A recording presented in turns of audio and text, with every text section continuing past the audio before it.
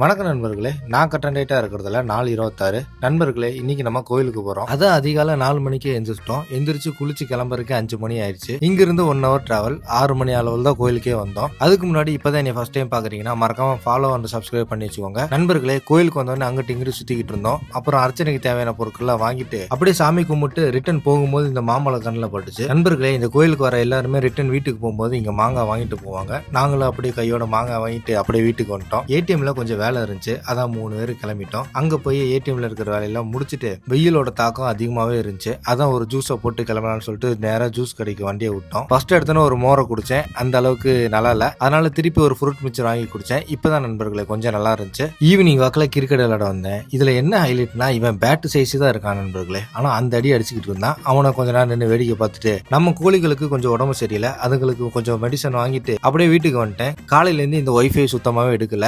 கால் பண்ணி கேட்டதுக்கு இன்னைக்கு ஃபுல்லாவே எடுக்காது, நாளைக்கு தான் எடுக்குன்னு சொல்லிட்டாங்க. அதனால இன்னைக்கு வேலையை சுத்தமா பார்க்கல. இன்னைக்கான வேலையை சேர்த்து நாளைக்கு தான் பார்க்கணும். பின்னாடி வீட்டுல இன்னைக்கு தான் சீட்டு போட்டாங்க. அதனால அங்க போய் பல்ப் ஒன்று மாட்டிட்டு வர சொன்னாங்க. நானும் கையோட ஒயர் பாக்ஸ்ல எடுத்துட்டு போயிட்டு அங்க ஒரு பல்ப் ஒன்று மாட்டிட்டு அப்படியே டீ குடிக்க கிளம்பிட்டேன். அங்க ஒரு 2 மணி நேரம் உட்காந்து கதை பேசிட்டு இருந்தோம். 9 மணி அளவுல அங்கிருந்து கிளம்பி வீட்டுக்கு வந்துட்டேன். அவ்வளவுதான் நண்பர்களே, இந்த வீடியோவை இதோட முடிச்சுக்கிறேன். கட்டன் ரைட்டா இருங்க, நாளைக்கு சந்திப்போம்.